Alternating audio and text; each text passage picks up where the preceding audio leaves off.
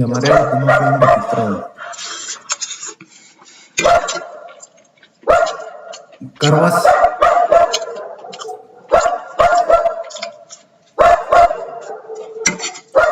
Carvas, ¿cómo está?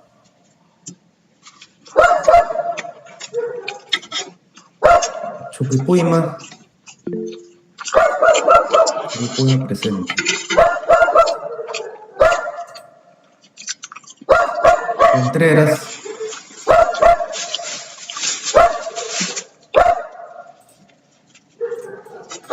Contreras no está. Delgado.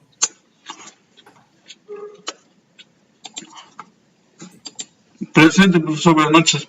Buenas noches, gracias. García.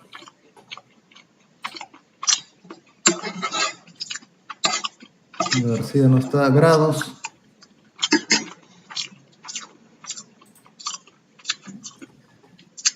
Grado. Y Suiza.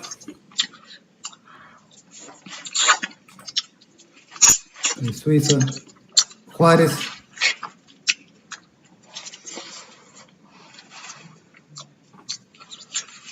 Juárez tampoco. Llanos. Lobo.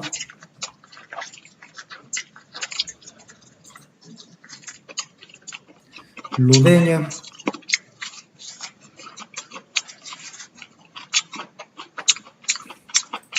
Melgarejo.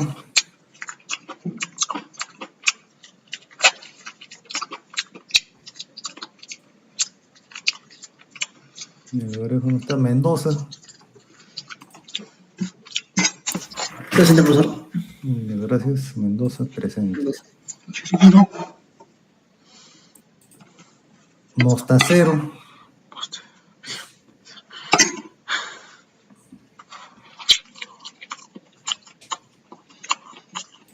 Orozco. Orozco presente. Rayo.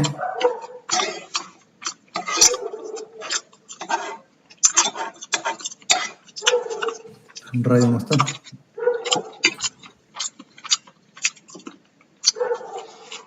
Ruiz.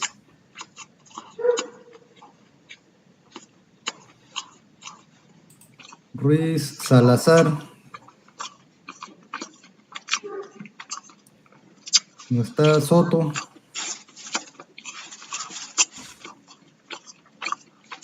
Tampoco. Tafur.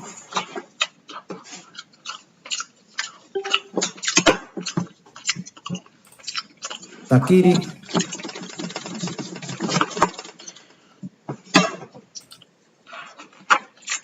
Tenorio.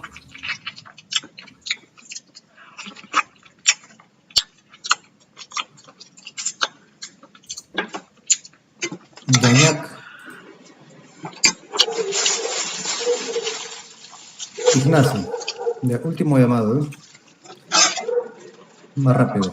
Carguas. Contreras. García. A Carguas presente, ¿no?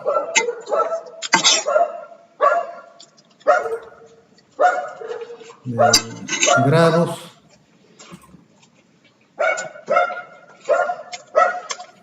Grados, justo se ha unido. Ya, presente entonces. Me escribió en el chat Mesa, ¿no? Mesa, no llamé Mesa porque está registrado.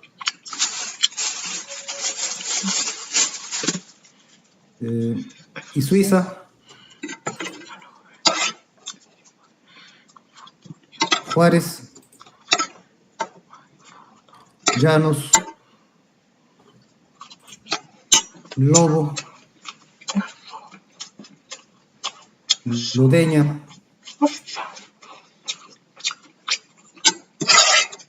Melgarejo. Mostacero. Rayo. Ruiz. Soto. Carrefour, Taquiri, Tenorio, Yañat, Ignacio. Ya, entonces cierro la acta.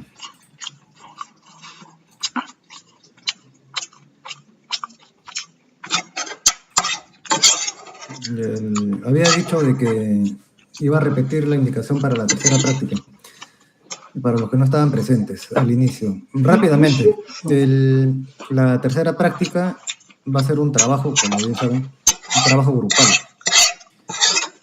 Ustedes van a conformar los grupos de manera voluntaria de entre 4 a 6 personas. Ya, de 4 a 6. Esa conformación de grupos me la deben de alcanzar a más tardar el miércoles 11 de febrero. Entonces yo con esa lista de conformantes de grupos, por grupo voy a asignar un problema de regular complejidad y van a tener que presentar la resolución de manera analítica y por medio de un simulador de circuitos. Eso se les va a dejar, bueno, si me dan el listado el 11, entonces al día siguiente yo les estoy indicando por correo el caso a resolver y van a tener entonces una semana para presentar la resolución analítica, las evidencias de la simulación y el 18 que corresponde al día de la práctica, lo que se le va a pedir es que por grupo hagan una exposición de su caso. De eso trata la tercera práctica y tiene que ser grupal. Que ser grupal. Los que no se agrupen, lamentablemente, no serán considerados. Ya, ese es entonces el recordatorio de lo señalado al principio de la sesión de hoy. Sigamos revisando entonces el tema.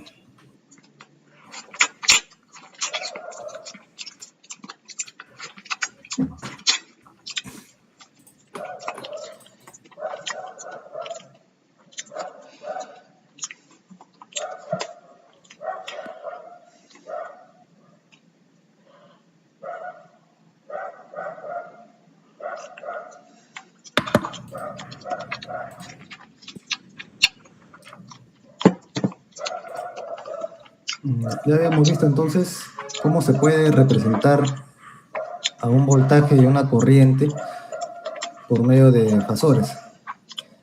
Y habíamos visto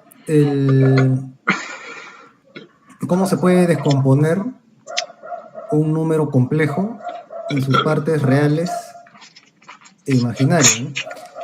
Cuando tenemos a fasores en un plano complejo, a eso se le conoce como diagrama fasorial. Si tenemos un plano complejo donde se señala a un número complejo, quedará tal cual como un plano complejo. Pero si en el plano complejo estamos colocando y representando fasores, entonces eso constituye un diagrama fasorial. Como ya se ha señalado, el eje de referencia es el real, ¿no?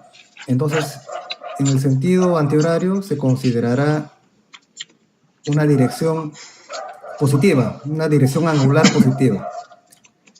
Como es un ángulo positivo, ¿no? Recuerden cuando se expresan las señales senoidales en función del tiempo, ¿no? Ese ángulo de desfase es positivo. ¿Por qué? Porque la señal se adelanta. Eso, en el diagrama fasorial, se representa al fasor que está girado un ángulo positivo respecto al eje real. Es lo que está acá. Y por ende, la representación será vector voltaje es igual a su módulo por su argumento. Recordando que por módulo podemos colocar a valor eficaz o al valor máximo.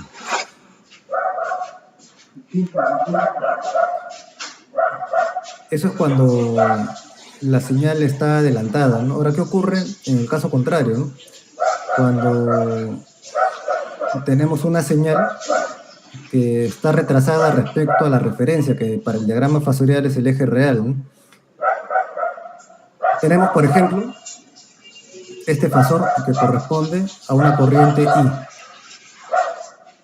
Ven claramente que está distanciada un ángulo θ en el sentido contrario o en el sentido horario, ¿no? Está en el sentido contrario al antihorario, ¿no? En esos casos se representa ese ángulo negativo. Si lo quisiéramos asociar a la representación de una señal de corriente en el dominio del tiempo, tendremos de que esa corriente está empezando después de la referencia, ¿no? Y por eso se constituye como un ángulo negativo. Para todos los casos, la velocidad angular tiene como convención el sentido antihorario. Es lo que ustedes ven acá, ¿no? Sentido antihorario, omega, velocidad angular, y de la misma manera en la parte superior.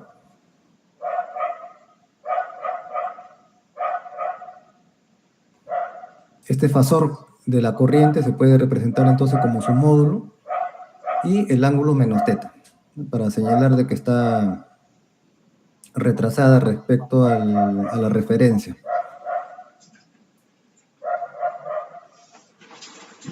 Ya tenemos entonces ahí al concepto de diagrama fasorial.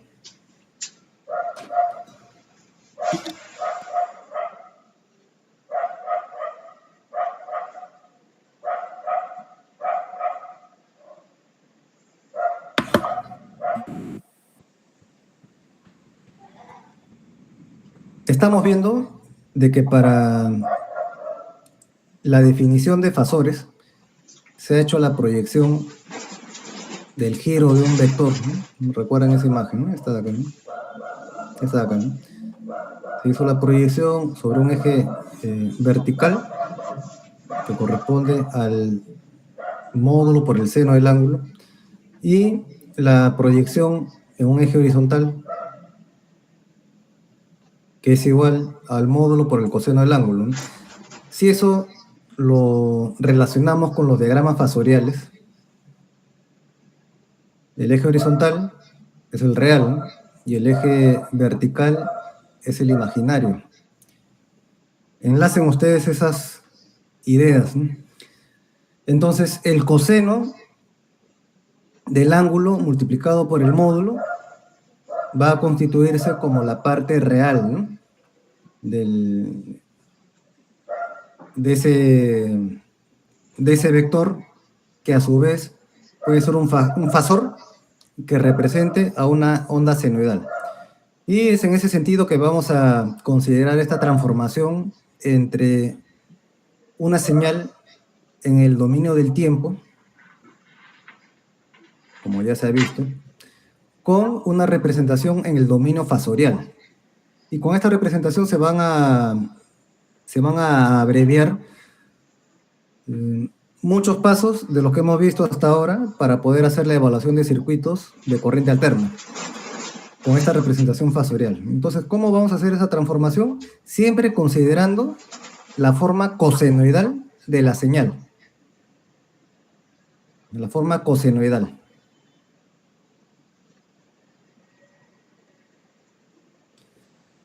En el dominio del tiempo, un voltaje cualquiera es igual a su voltaje máximo por coseno de su argumento más un ángulo de fase, φ. En el dominio de los fasores, este voltaje se puede representar, ya ahora con letra mayúscula, V, puede ser en negrita o con una barra arriba.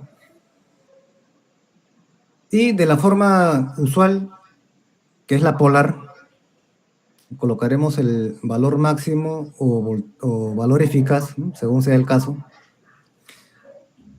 Y esta representación de ángulo,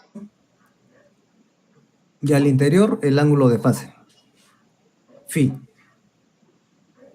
Esa es la transformación, ¿no? Hay que considerar que se hace sobre la base del coseno, ¿ya? Del coseno. Por la razón expuesta anteriormente, ¿no? Que la proyección horizontal, que es la real, corresponde al coseno. Entonces, sobre esa base, vean ustedes esta tabla, ¿no? Y empecemos por los cosenos. Empecemos por los cosenos. Tenemos, en primer lugar, en el dominio del tiempo, una representación cosenoidal de un voltaje cualquiera, voltaje máximo por coseno de omega t más phi. Eso corresponde justamente a lo que se ha mostrado acá arriba, ¿no? En el dominio fasorial y de forma polar se representa de esta forma, ¿no? El valor máximo, ángulo y justamente phi, ¿no? Si tuviéramos una corriente, ¿no? Corriente máxima por coseno de omega t, ahora ya no más phi, para no ser igual, sino más teta, un ángulo diferente. En el dominio fasorial eso se representa como su valor máximo, el símbolo del ángulo, y el ángulo precisamente de fase teta.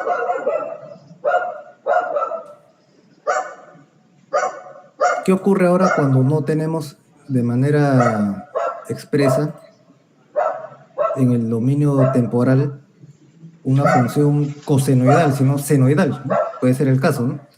Como este primero de aquí, que estoy marcando en este momento. Un voltaje representado como voltaje máximo por seno de omega t más un ángulo de fase phi. Hay que recordar, ¿no?, la equivalencia entre el coseno y el seno de un ángulo, ¿no? El seno de un ángulo es igual al coseno de su complemento, ¿no? De eso se desprende esta representación. Si tenemos entonces una función senoidal una función senoidal en el dominio del tiempo, para representarla en el dominio fasorial, habrá que aplicar la misma idea, es decir, el módulo, el símbolo de ángulo, el ángulo de fase, pero hay que aplicarle la resta de 90 grados para que se vuelva un coseno.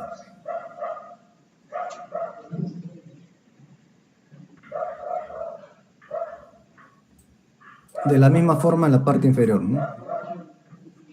Tenemos un ángulo, una corriente en el dominio del tiempo, igual a su corriente máxima por seno de omega t más teta.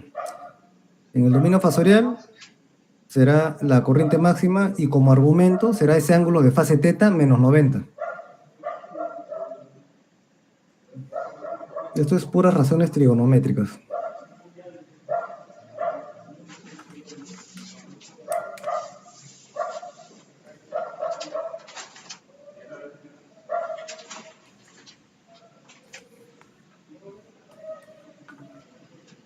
Esto es clave, por si acaso, ¿eh? Tener en cuenta este criterio.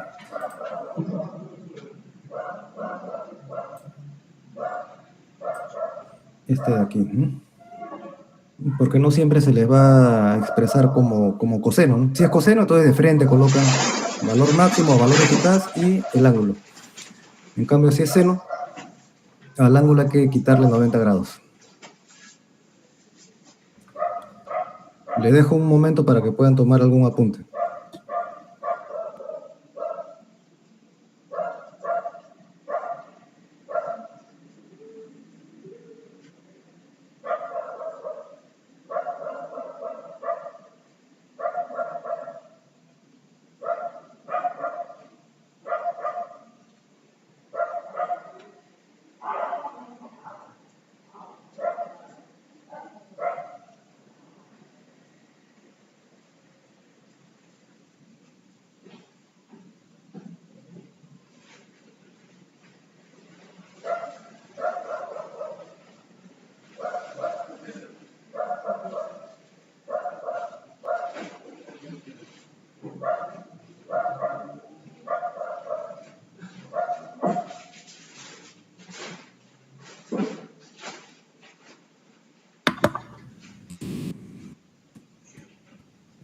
Bien, entonces,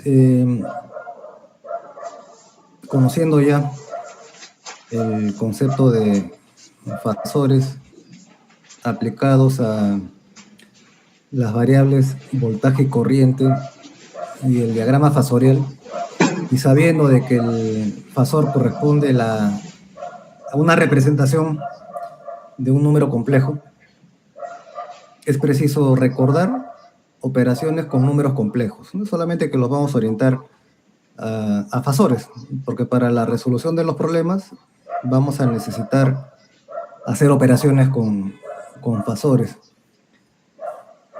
Por acá tenemos algunos casos ya desarrollados, porque es un recordatorio de lo que ustedes conocen para operaciones con números complejos. Es por eso que acá no se les ha dejado como ejemplos por hacer, ¿no? Sino ya resueltos. Empecemos por la adición y sustracción.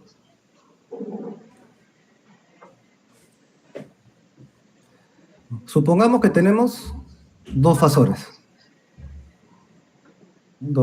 A y B.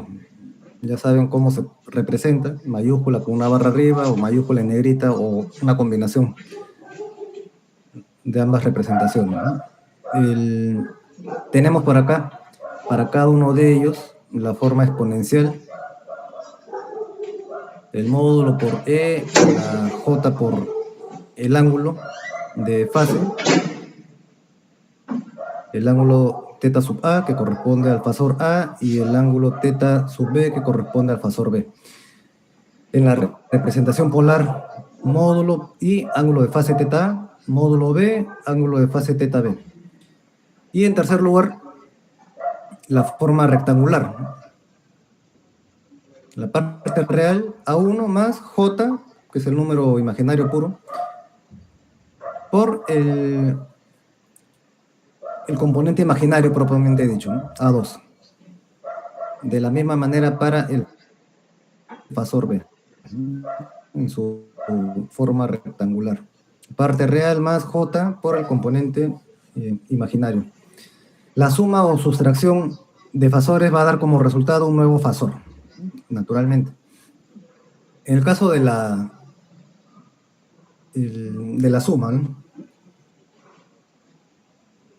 ¿Qué tenemos? Un nuevo fasor S,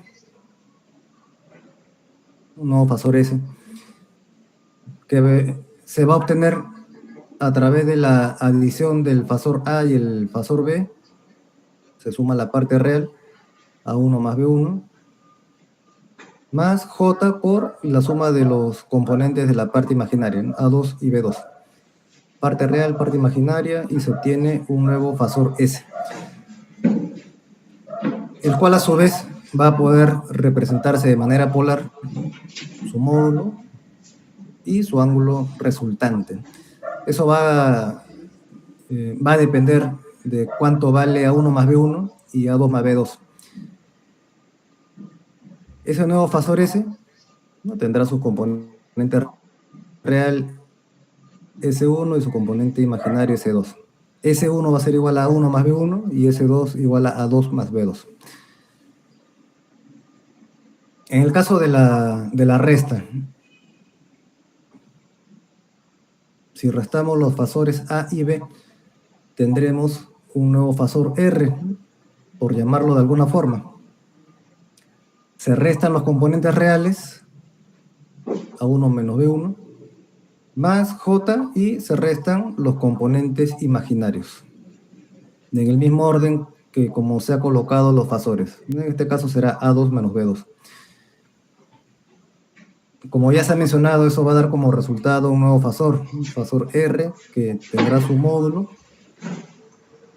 y su argumento θ sub R, que va a depender de A1 menos B1 y de A2 menos B2. Y ese fasor obtenido, a su vez, puede expresarse, como estoy marcando por aquí, de manera rectangular. Componente real R1, componente imaginario R2.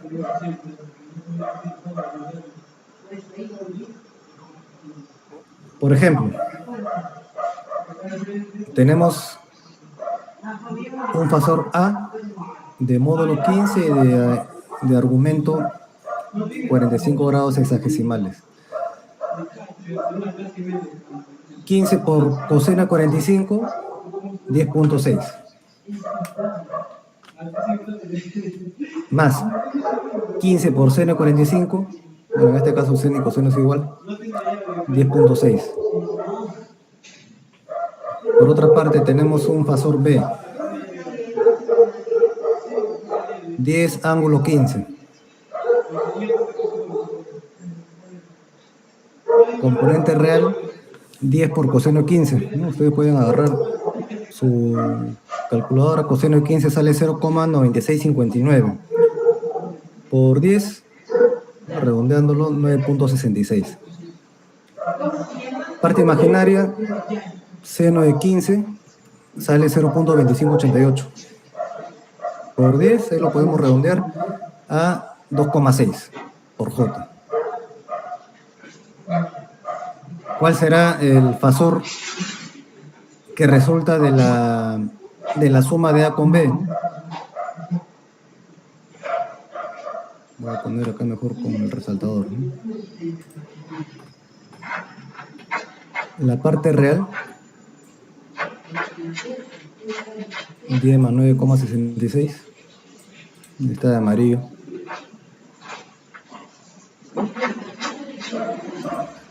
Y la parte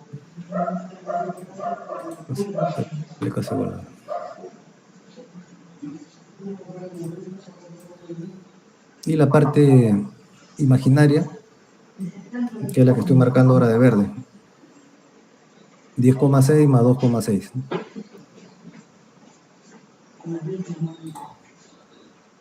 La parte real, ¿no? 10,6 más 9,66, 20,26. Y la parte imaginaria, 10,6 más 2,6, 13,20. Ahí está, lo de verde. Eso ustedes lo llevan a un plano complejo, ¿no? Arman su triángulo.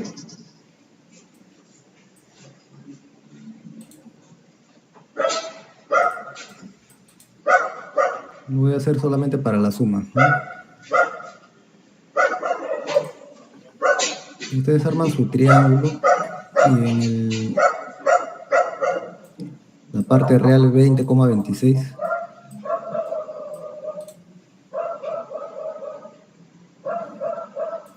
Y la parte imaginaria, bueno, acá no me va a alcanzar espacio, ¿no? La parte imaginaria va a ser el 13,20, ¿no? Por acá arriba. Y acá le va a salir, se le va a armar un triángulo rectángulo.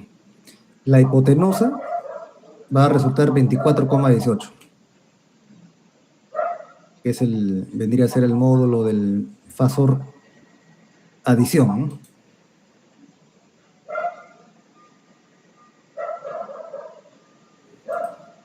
Y el ángulo que se forma desde la hipotenusa respecto al eje real va a salir 33,08. O lo que es lo mismo, ¿no? El arco tangente de 13,20 entre 20,26.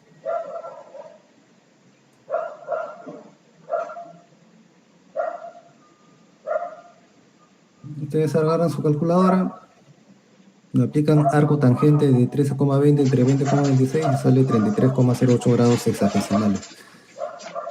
Ahora, en el caso de la sustracción, ¿no?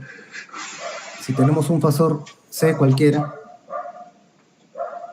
20 ángulo 45. 20 por coseno 45, parte real, 14,14. Más J, para denotar a la parte imaginaria, 20 por seno 45, 14,14. La parte real, ¿no? Y otro fasor D, 20 ángulo 15. Parte real, 20 por coseno de 15 sale 19,32. Parte imaginaria, del fasor C, 20 por seno de 45, bueno, 14,14 sale igual por el número J, y 20 por seno de 15, 5,18. El fasor resta, C menos D. Restamos las partes reales, 14,14 menos 19,32. Eso va a resultar menos 5,18.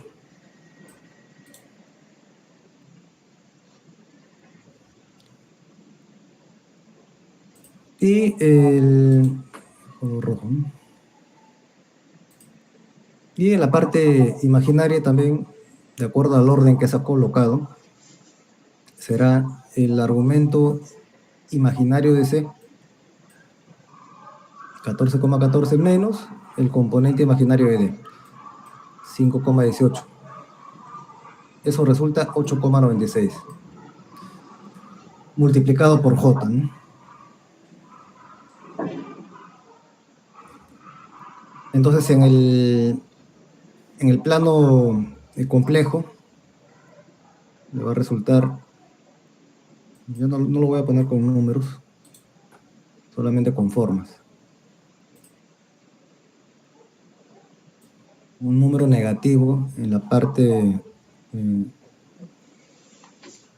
real y positivo en la parte imaginaria, ¿no? Entonces el resultado tendrá un ángulo mayor a 90, ¿no? Como pueden apreciar. El módulo será, entonces, la raíz cuadrada de menos 5,18 al cuadrado más 8,96 al cuadrado. Eso sale 10,35. Y el ángulo, 120. De acuerdo al gráfico somero que les estoy mostrando.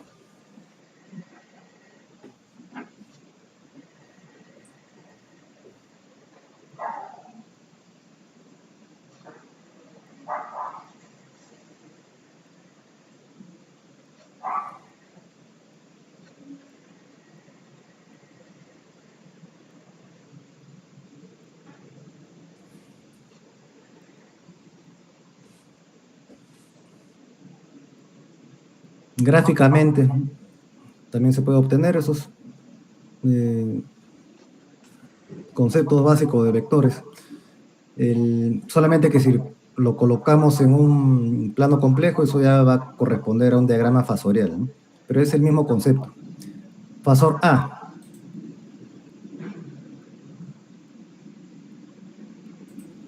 Fasor A, módulo 15, ángulo 45, ¿no? Respecto al eje real, ¿no? Es este vector azul. Si le queremos agregar el fasor B, 10, ángulo 15, únicamente ponemos un fasor a continuación del otro.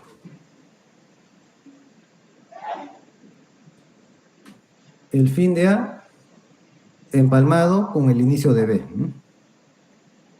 Unimos el inicio de A con el fin de B y está el vector resultante, que viéndolo desde el punto de vista del diagrama fasorial, será el fasor resultante. Y se obtiene lo que se ha mostrado en la diapositiva anterior.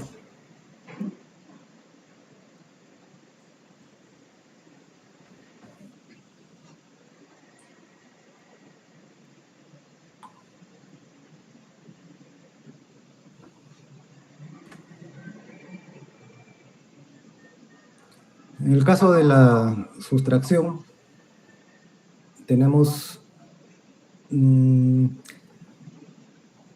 opción gráfica también. En primer lugar, el fasor C, ¿no? Mostrado hace 2 láminas, módulo 20, orientado a 45 grados, ¿no? Y se les desea restar el fasor D, que está representado de manera positiva, ¿no? D positivo, con esta línea entrecortada verde, 20 ángulo 15.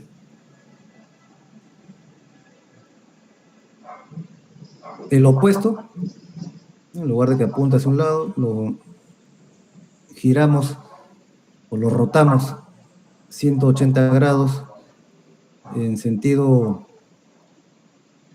bueno, solamente para guardar la forma, ¿no? En sentido antihorario, que va a resultar lo mismo si lo giran en horario, ¿no? Y tenemos el fasor menos D, ¿no? El menos D, o su equivalente, ¿no? Si tomamos como referencia un eje horizontal,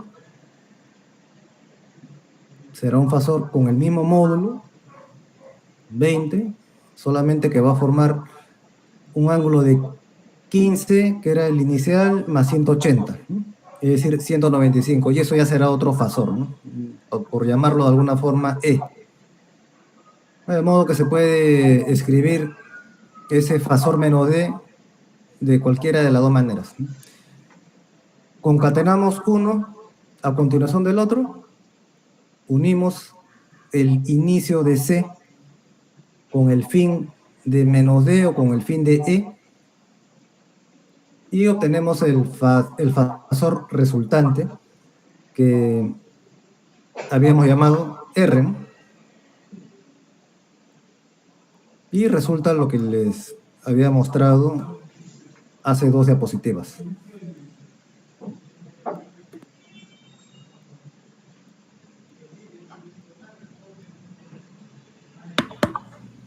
Y tenemos entonces la representación gráfica.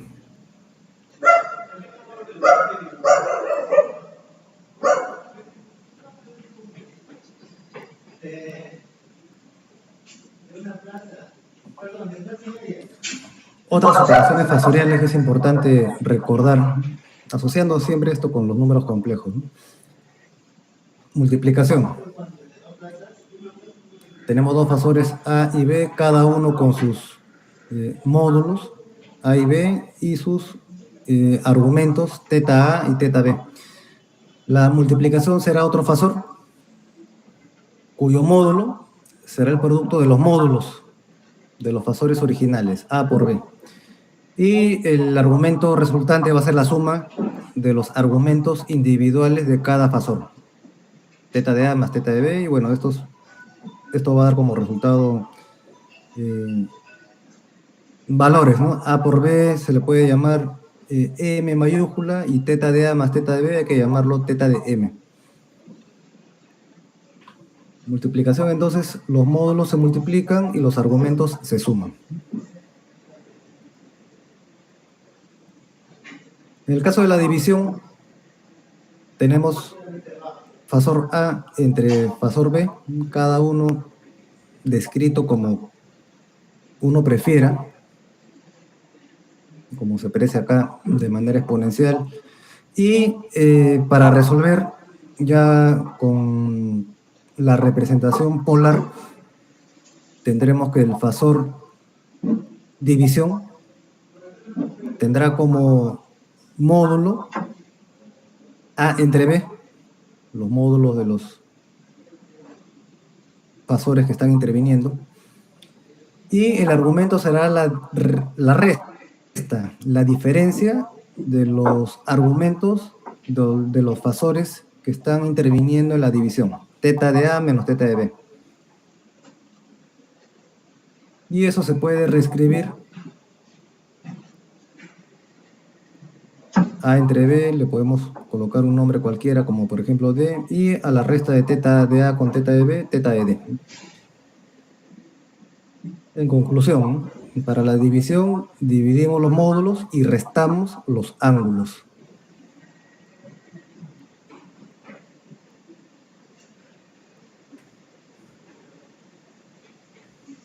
En el caso de la potenciación, un fasor A a la n, habrá que elevar a la n la parte que corresponde al módulo y la parte que corresponde al número e, ¿no? En el caso se represente de manera exponencial, o de forma polar, que es con lo cual más vamos a trabajar. Fasor A a la n va a ser igual a su módulo a la n Y el argumento va a ser igual a su argumento original por el exponente al cual se está elevando el fasor, ¿no? Es decir, a a la n ángulo n por teta de a.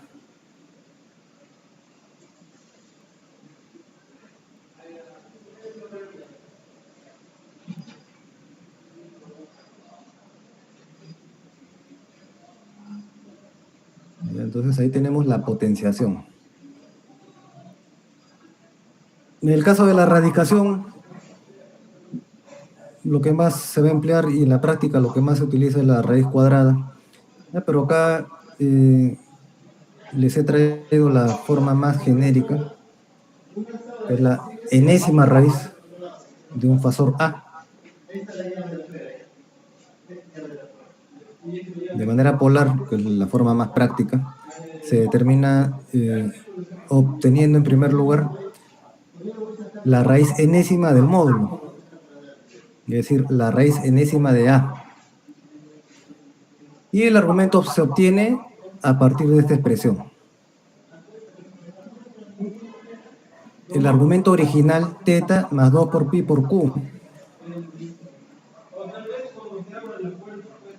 Siendo q un valor que esté entre 0 hasta la enésima raíz menos 1.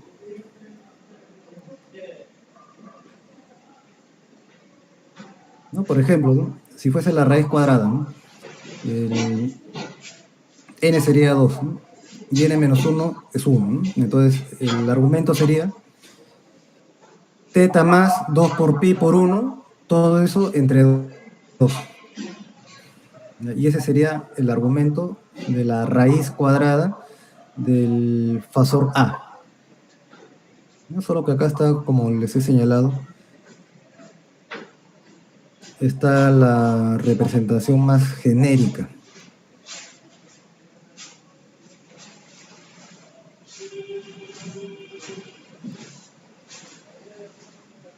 Asimismo, se puede aplicar logaritmo neperiano.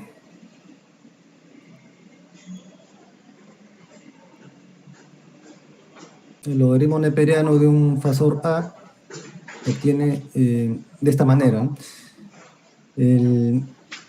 Como componente real, el logaritmo natural del módulo, el logaritmo natural de A. Y como componente imaginario,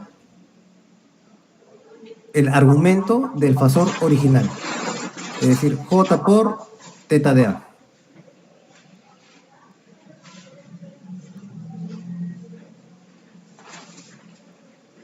En la práctica, este operador no lo vamos a utilizar, ¿no? Pero es informativa esta expresión, ¿no? Es para que la conozcan.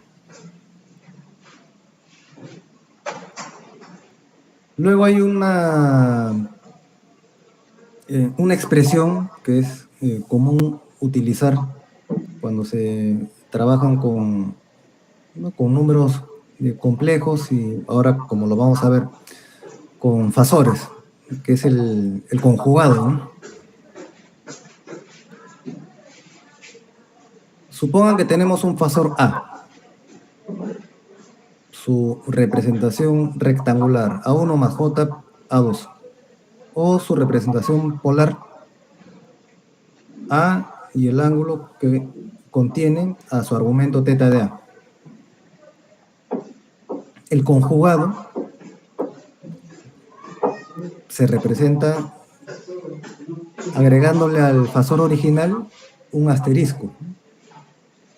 Ven ustedes por acá, ¿no? Fasor A, letra A con su barra y asterisco. Ese es el conjugado del fasor A.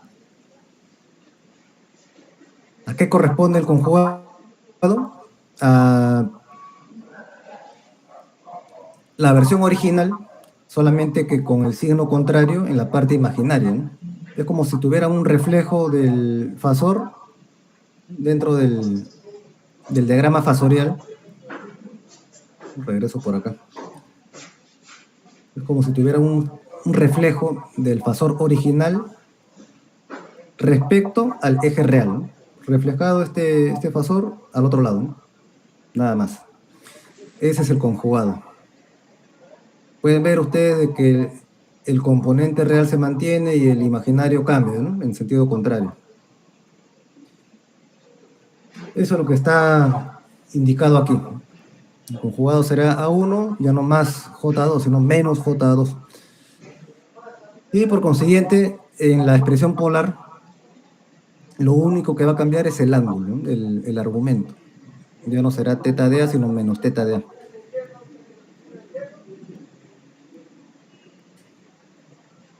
Algunas operaciones con conjugados, la suma de un fasor con su conjugado va a dar igual a un fasor de ángulo cero y con módulo igual a 2 veces la parte real del fasor original, ¿no? ¿Por qué? Porque se va a anular la parte imaginaria, ¿no? Nos quedamos con puro real. Puro real. Y va a ser igual a 2 veces a 1. Eso es lo que está aquí.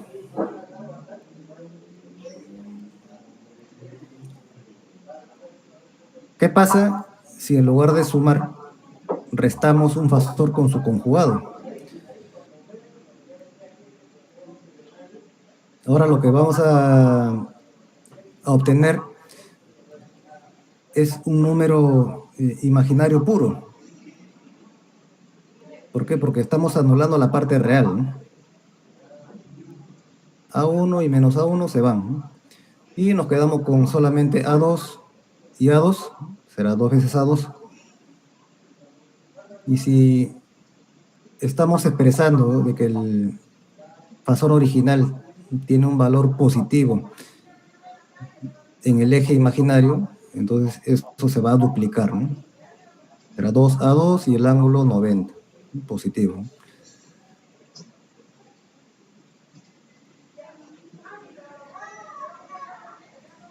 ¿Qué ocurre si multiplicamos un fasor por su conjugado, ¿no?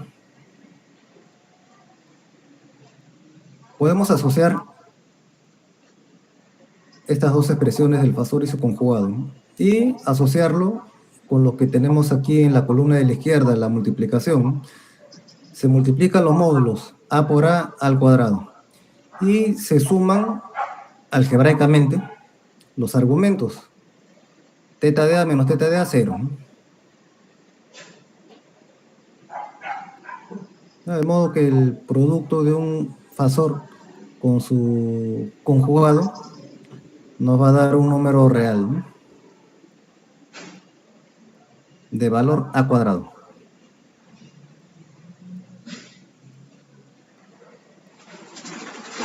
Finalmente, si dividimos un fasor entre su conjugado, vamos a obtener a un fasor de módulo 1. No ven que estamos dividiendo los módulos y los módulos son iguales. A entre A, 1.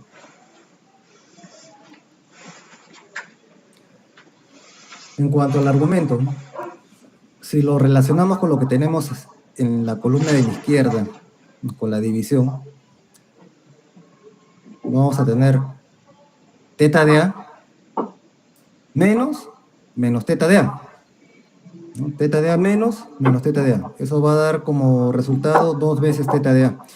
Y ese va a ser el argumento de la división de un fasor con su conjugado.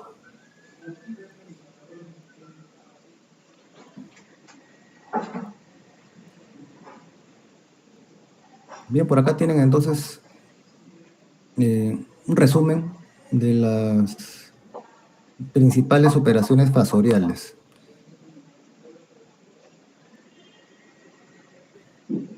Generalmente vamos a trabajar con la multiplicación, división, potenciación, raíz cuadrada y el concepto de conjugado, ¿no? Tenga presente ello.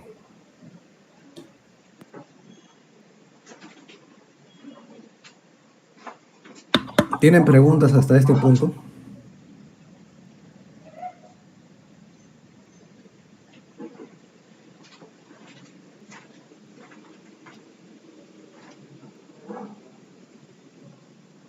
Consultas.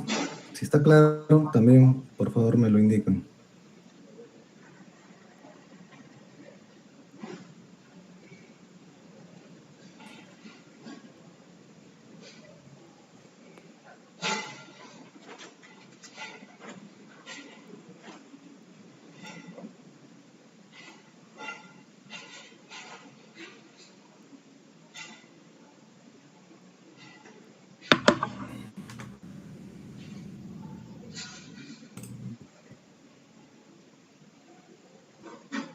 Está claro, gracias por avisar. Vamos a empezar ya con toda esta base de los fasores a relacionar ya a los elementos circuitales en el dominio de la frecuencia. Ya toda la representación fasorial que veamos de acá en adelante asociado a elementos circuitales es lo que se conoce como representación en el dominio de la frecuencia. De tal manera que del dominio del tiempo vamos a operar en el dominio de la frecuencia y al finalizar la resolución de algún caso podremos regresar al dominio del tiempo. Empezamos con las relaciones volt-ampere para un resistor. Y por acá vamos a tener más conceptos, ¿no? Vean ustedes. El resistor sigue considerándose como un elemento pasivo, su naturaleza es así. La corriente que lo atraviesa va a generar entre sus terminales un voltaje. Y por donde ingresa la corriente se considera un terminal positivo, ¿no? Porque es un flujo de carga que está yendo de un lugar de más electronegatividad hacia otro de menos electronegatividad. Lo que hemos visto en el dominio del tiempo, entre otras cosas, es la ley de Ohm, ¿no? Supongamos de que tenemos una corriente expresada en el dominio del tiempo. Justo me siguen con lo que estoy marcando aquí con el puntero, ¿no? Una corriente I en el dominio del tiempo se puede expresar como el valor máximo, que acá está escrito el valor máximo de otra manera, raíz de 2 por el valor eficaz, ¿no? Raíz de 2 por I. Esta I tendría que ser el valor eficaz de esta onda senoidal que corresponde a la función corriente. Bien, entonces valor máximo por seno de omega t, ¿no? Solo por darle la forma senoidal, ¿no? Se cumple la ley de Ohm, una relación directa entre el voltaje que aparece debido a la corriente. Es el factor de proporcionalidad de la resistencia. De tal manera que si reemplazamos la expresión de la corriente en la ley de Ohm, vamos a obtener que el voltaje en el dominio del tiempo va a ser igual a raíz de 2 por la resistencia por el valor eficaz de la corriente I por seno de omega t. Entonces ven ustedes de que acá tenemos una forma que la podemos relacionar con lo que se ha visto para los fasores, ¿no?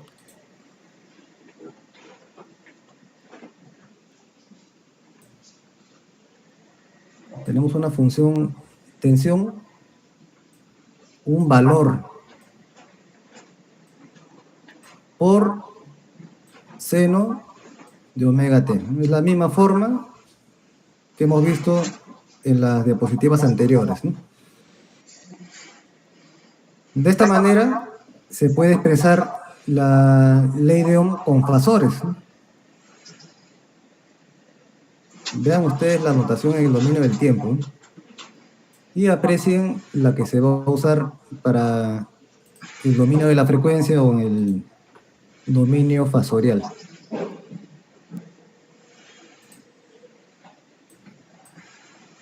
Fasor, voltaje, es igual a la resistencia por fasor corriente. Teniendo en cuenta la relación directa que hay entre valores eficaces o, como se señala acá, entre valores máximos, ¿no? El voltaje máximo va a ser igual a la resistencia por la corriente máxima. Eso sale directo de aplicar Ohm en el dominio del tiempo. Y acá introducimos nuevamente la palabra impedancia, ¿no? Eso lo empezamos a nombrar cuando estudiamos el tema de la transformada de Laplace, ¿no? Acá está nuevamente el término impedancia, pero acá ya su uso ya es más circuital que matemático. En la parte de Laplace se introdujo ese término, ¿no?, desde el punto de vista de la aplicación matemática. Ahora sí, vamos a darle el sentido físico, ¿no? La impedancia en el sentido físico es la resistencia que tiene un elemento al paso de la corriente alterna. ¿Ya? Ese es el concepto de impedancia. Y, bueno, para un resistor, esa impedancia que se sigue representando con la letra Z, ¿no? Recuerden que esto lo vimos en Laplace. Impedancia se representa con Z mayúscula. Para el caso del resistor, es igual a la resistencia, ¿no? Eso también coincidió en su momento con Laplace, ¿no? Unidades de la impedancia, los ohmios.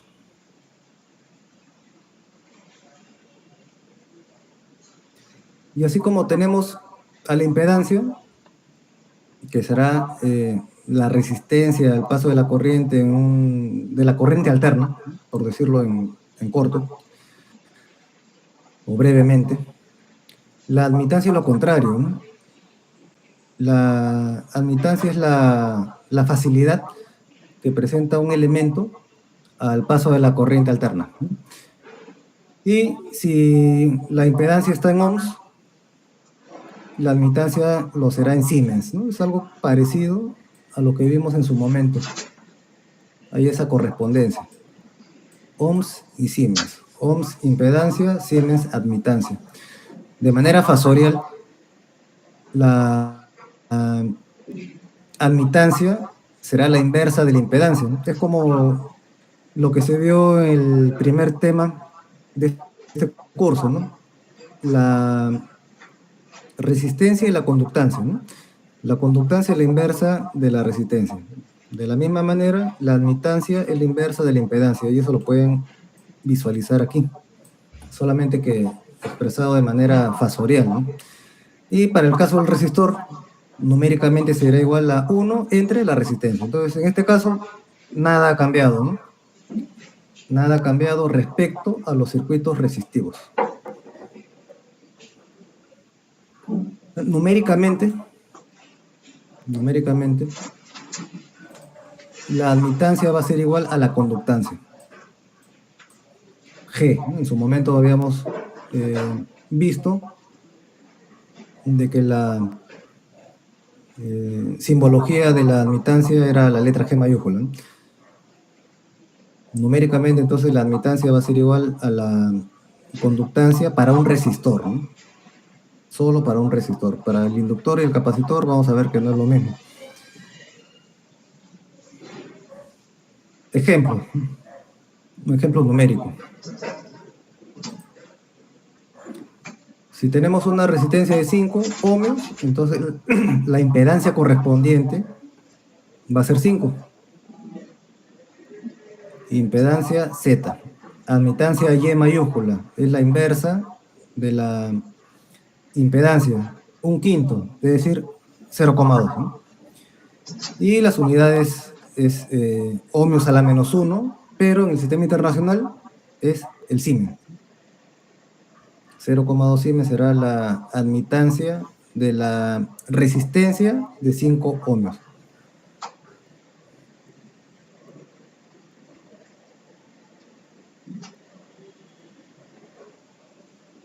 Por ejemplo, si tuviéramos una corriente en el dominio del tiempo igual a valor eficaz 2 por raíz de 2, ya sabemos que todo este conjunto es el valor máximo. En este caso, la corriente máxima.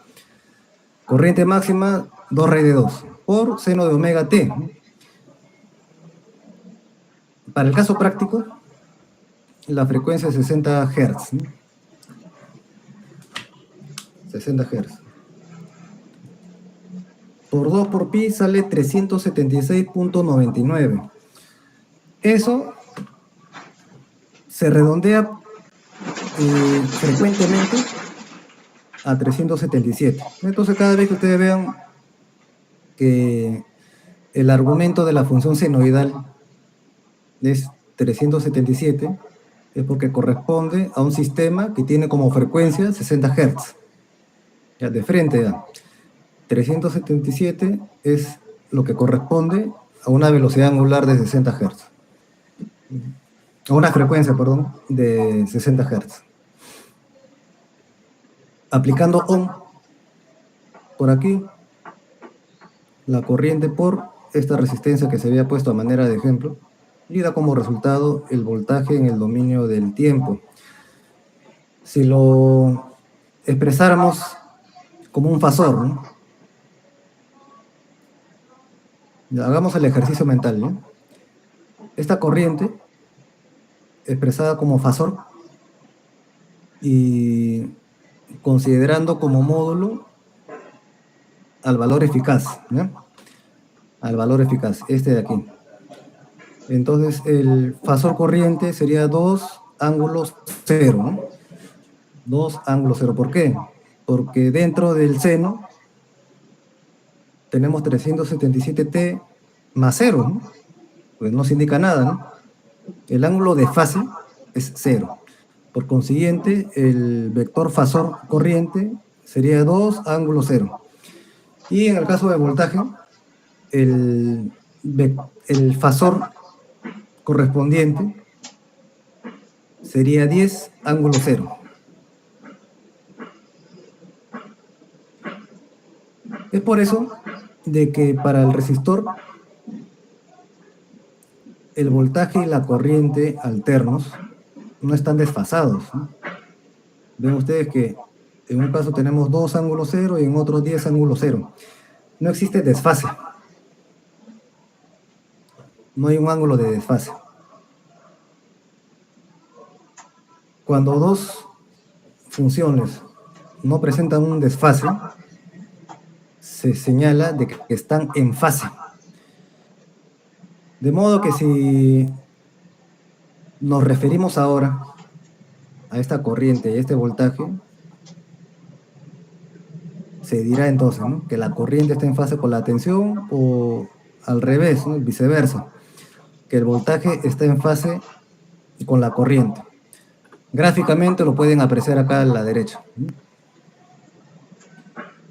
Tenemos la función corriente, que es esta onda verde, con su valor eficaz, ¿no?, y mayúscula RMS, root mean square, ¿no?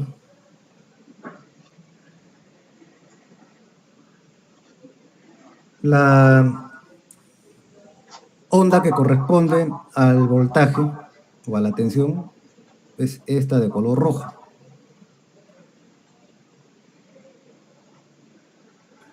Veamos las expresiones en el dominio del tiempo, ¿no? Ambas están ligadas directamente a una función senoidal que tienen la misma frecuencia, porque la velocidad angular es 377. Es por eso de que las dos ondas coinciden justamente cuando cruzan el eje horizontal, ¿no?, cuando cruzan el eje horizontal. Lo que sí van a cambiar definitivamente es en cuanto a su valor máximo, ¿no?, su amplitud. El voltaje en este ejemplo, ¿no?, está siendo multiplicado por, se obtiene a través de la corriente multiplicada por 5. Y eso es lo que se quiere dar a entender acá, ¿no?, de que el voltaje en cuanto a amplitud es mayor que la corriente. Y esta línea entrecortada de color rojo corresponde al valor eficaz de la tensión. Si queremos expresar la impedancia en términos de voltaje y la corriente para un resistor, en general para cualquier elemento circuital, vamos a ver, de repente no ahora por completo, pero en la siguiente clase, de que la impedancia de cualquier elemento de un circuito es igual al voltaje entre la corriente, expresado todo en términos fasoriales. Esa es la nota que está acá al pie. La impedancia Z de un circuito es la razón entre la tensión fasorial V y la corriente fasorial I. Siempre las impedancias expresadas en ohmios.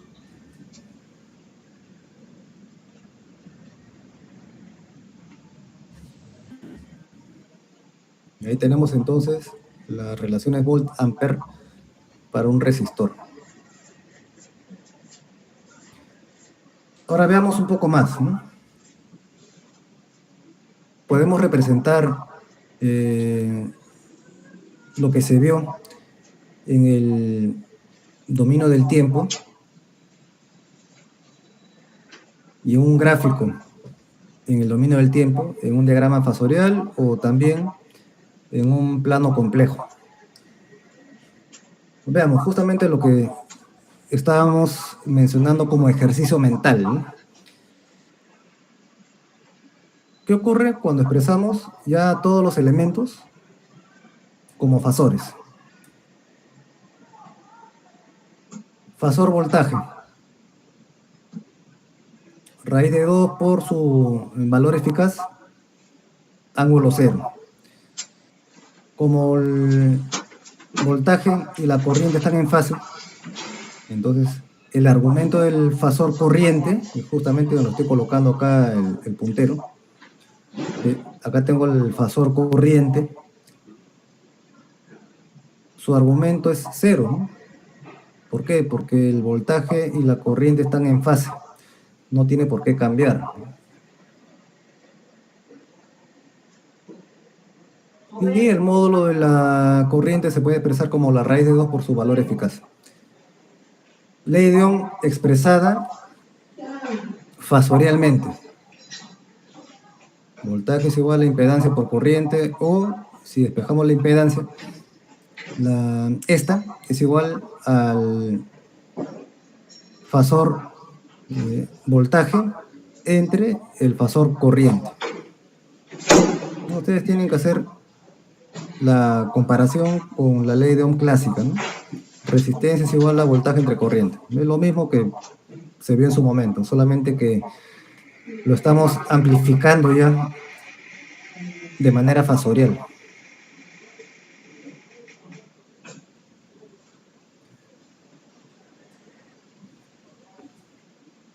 Podemos representar también a la impedancia y a la admitancia de manera polar. Cuando se hace ello,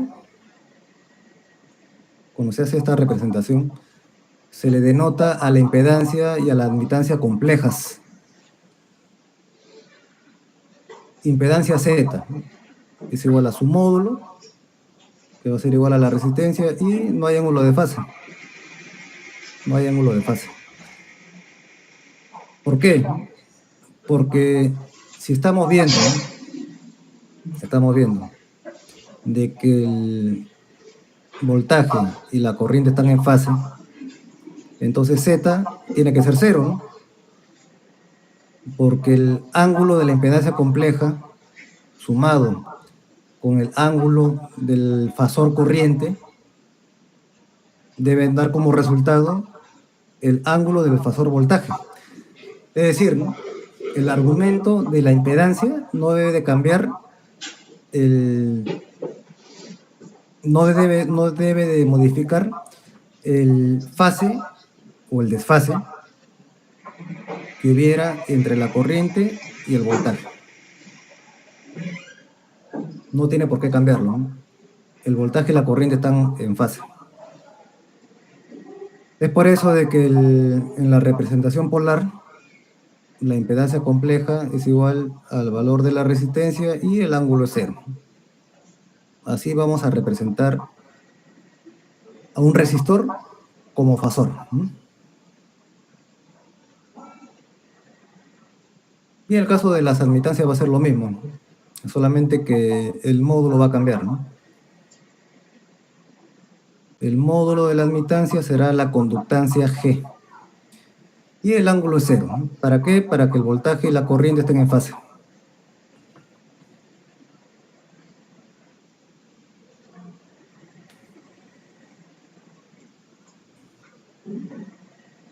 Si lo vemos desde el punto de vista en un plano complejo, tenemos dos situaciones, ¿no? Teniendo como referencia a un plano real, ¿no?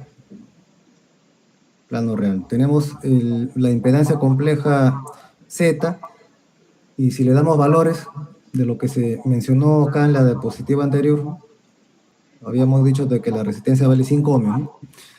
Y por lo tanto, la impedancia compleja será 5 ángulo 0. Si es que hacemos coincidir, ¿no?, al eje real, ¿no?, en el plano Z, ¿no?, entonces el ángulo, como ven, sigue siendo 0, ¿no? Por otra parte, ¿no?, y me voy acá al gráfico de la parte inferior, ¿no?, si es que representamos en un plano complejo a la admitancia compleja, ¿qué es lo que tenemos que hacer? La inversa de la impedancia compleja. Poniendo como ejemplo, ¿no?, será la inversa de 5 ángulo 0.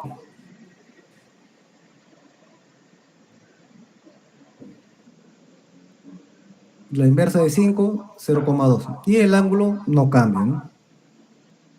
No cambia. Lo único que se está modificando es el módulo. Y por lo tanto, de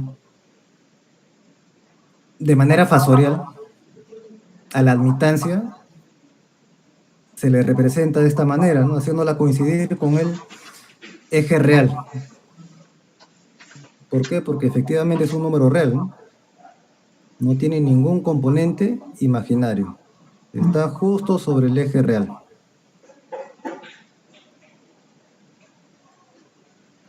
Eso es la representación tanto de la impedancia como de la admitancia complejas, ¿no?, acá, en el plano complejo. Si quisiéramos expresar gráficamente al fasor tensión y al fasor corriente, ese gráfico, recuerden de que se le conoce como diagrama fasorial, ¿no? La representación de fasores en un plano complejo es un diagrama fasorial. Tenemos que el voltaje y la corriente, como ven, presentan la misma fase. Para el caso que se ha mostrado como ejemplo, ¿no?, recuerden de que el ejemplo es este de aquí, ¿no?, seno de 377t más 0. Solo por ese ejemplo es que se está poniendo esta representación.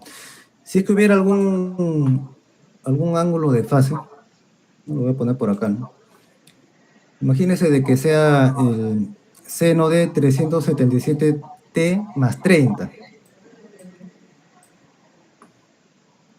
Sería un fasor ahí, ¿no? Y acá, imagínense que tenemos 30 grados. Voy a ver si puedo anotar eso.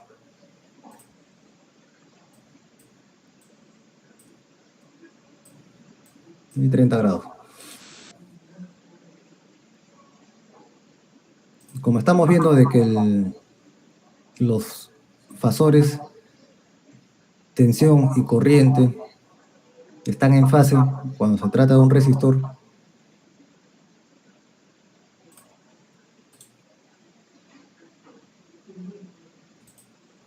entonces el fasor corriente tendrá la misma dirección y sentido, ¿no? Solamente que en cuanto a módulo será un poco más corto, ¿no? Porque lo estamos representando ahora ya sobre la base numérica señalada, ¿no? Que la resistencia vale 5 ohmios, ¿no?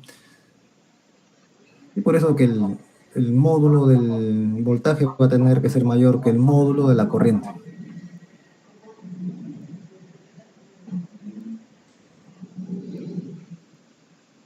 Bien, eso es todo lo que corresponde al resistor.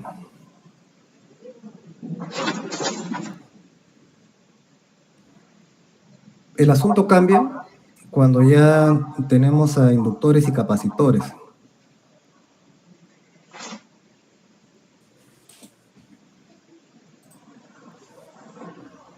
Empecemos por el inductor. El inductor es un elemento pasivo, por donde ingresa la corriente, tendrá su terminal positivo y por donde sale negativo. Tenemos la misma expresión señalada para el resistor, ¿no? Si tuviéramos una corriente cualquiera en el dominio del tiempo igual a la raíz de 2 por su valor eficaz por seno de omega t, por ahora no estamos colocando un ángulo de fase, estamos indicando de que el ángulo de fase es 0, ¿no? Ya el ángulo de fase 0. Ángulo de fase 0, entonces esta función corriente debe de iniciar en el origen del sistema de referencia, ¿no? Y eso lo pueden apreciar ustedes en este gráfico. Por ahora, concéntrese en la onda verde. Inicia en 0. ¿Por qué? Porque el ángulo de fase es 0, ¿no? Conocemos cuál es la relación Volt-Ampere para un inductor, ¿no? El voltaje entre sus terminales es igual a la inductancia por la derivada de la corriente respecto al tiempo. Derivada de esta función corriente será raíz de 2 por i por omega, ¿no? Raíz de 2 por i por omega, y la derivada del seno es el coseno, ¿no? Coseno de omega t. Esa es la derivada, ¿no? Por la inductancia será igual a raíz de 2 por i por omega por L por coseno de omega t. Y podemos hacer la conversión de coseno a seno. Y eso da como resultado esta expresión, ¿no? El voltaje en el dominio del tiempo es igual a raíz de 2 por la velocidad angular por la inductancia por la corriente eficaz por seno de omega t más 90, ¿no? Estamos convirtiéndolo a seno. Vean ustedes entonces de que acá aparece ya un ángulo de fase, ¿no? Para el voltaje. Esto se puede representar gráficamente como le estoy marcando, ¿no? Tenemos la onda voltaje que está adelantada, ¿no? El voltaje está adelantado 90 grados respecto a la corriente, o viceversa, la corriente está atrasada 90 grados respecto a la tensión, y eso es lo que está acá anotado, ¿no? Y se puede enfocar desde ambos puntos de vista. Pero lo usual es hacer el enfoque de la corriente respecto a la tensión, ¿no? La corriente, como ven, entonces está atrasada 90 grados respecto a la tensión porque empieza después, ¿no? La corriente empieza posteriormente a la tensión. La corriente está atrasada 90 grados respecto a la tensión para un inductor.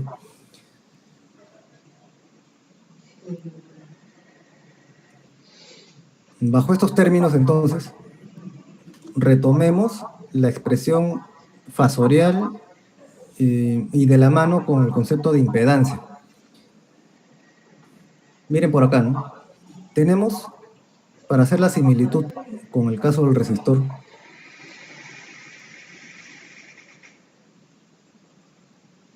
mira acá, raíz de 2 por i. ¿Qué nos quedaba? R. R era la impedancia. Por acá, ¿qué tenemos? Raíz de 2 por i. ¿Y qué nos queda? Omega L. Velocidad angular por inductancia. Entonces, esta va a ser la impedancia a definir. Ya, esta es la impedancia. Impedancia Z es igual, bueno, se representa con, en el caso de las impedancias puras,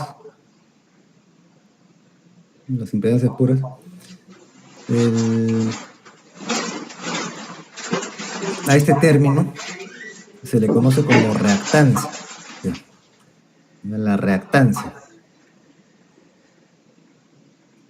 ¿Cómo se lo simboliza? X sub L, mayúscula.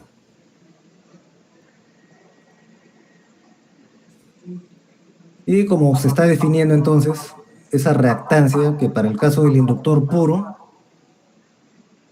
es igual a su impedancia, tiene como unidades los ohms.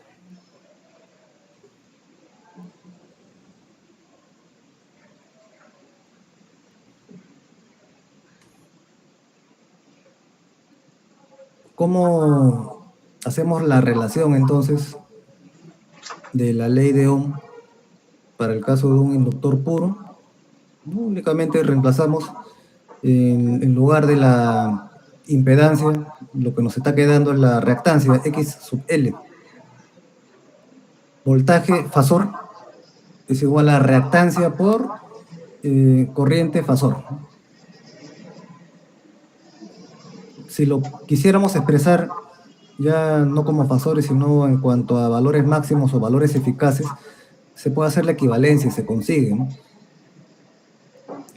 En términos de valores máximos, voltaje máximo es igual a reactancia X sub L por la corriente máxima.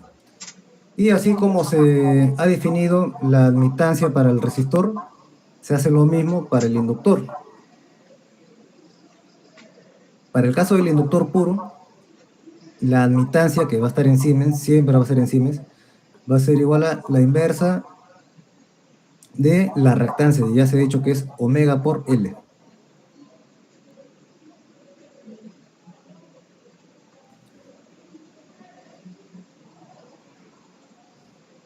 Hay un término que se introduce ya cuando tenemos elementos reactantes, que es lo que se conoce como susceptancia. Para el caso del inductor puro, la susceptancia coincide con la admitancia. ¿Y cómo se define la susceptancia? Es la inversa de la reactancia. Ya, entonces, para ir concatenando ideas, ¿no? La inversa de la impedancia es la admitancia.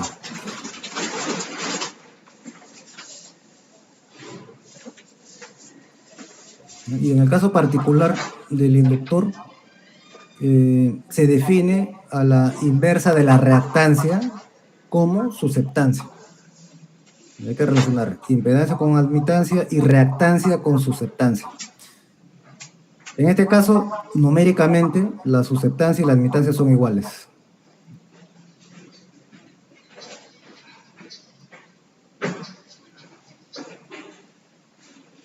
Ese es el caso del inductor puro.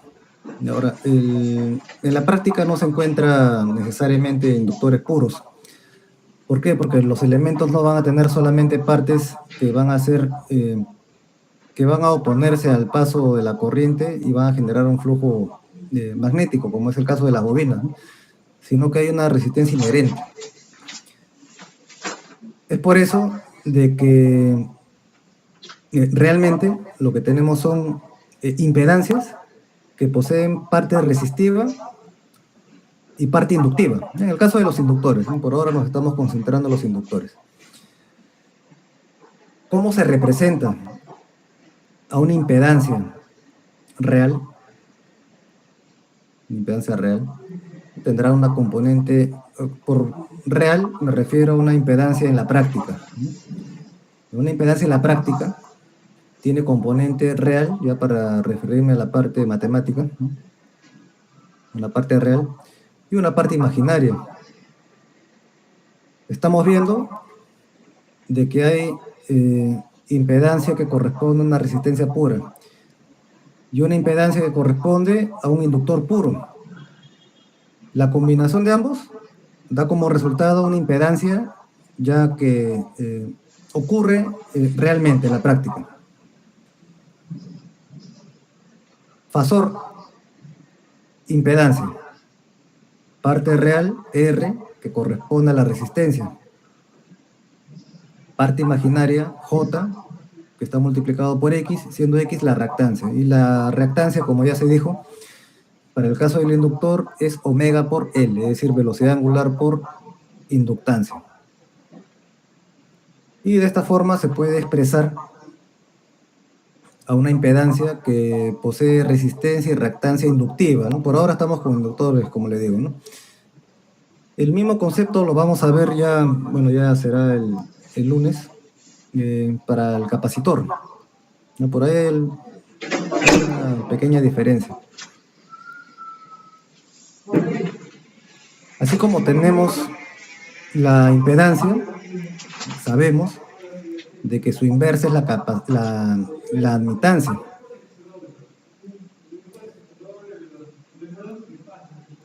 La admitancia, a su vez, tendrá dos componentes, una componente real y una componente imaginaria, ¿no? Asociemos la componente real. La componente real de la admitancia la habíamos visto con el resistor, ¿no? Es la conductancia. Eso es lo que está por aquí. La parte real de una admitancia completa es la conductancia. Y la parte imaginaria de una admitancia completa es la susceptancia. Entonces, hay que ir acostumbrándonos a manejar los términos reactancia y susceptancia. Ya la susceptancia es la inversa de la reactancia, y la reactancia es, en el caso del inductor, omega L.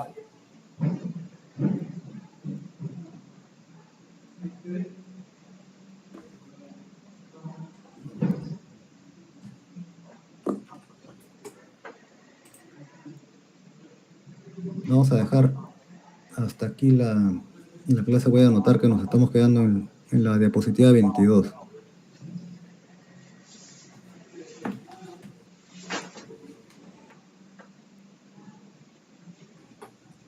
Ya, el día lunes ya terminamos de revisar la teoría de esta parte. Como le dije al principio, hay que hacerla con calma, porque son muchos términos nuevos. Y de manera fasorial, así como para el resistor lo hemos representado con su módulo y ángulo cero, algo similar será para el inductor, que tendrá un ángulo de 90, y para el capacitor, que tendrá un ángulo de menos 90. Por eso ya les explico el día lunes. ¿Tienen alguna consulta final?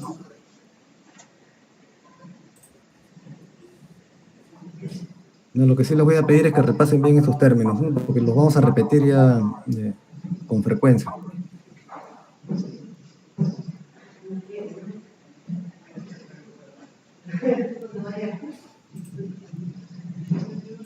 Bien, no hay preguntas. Entonces, nos estamos viendo el día lunes. Que tengan buenas noches.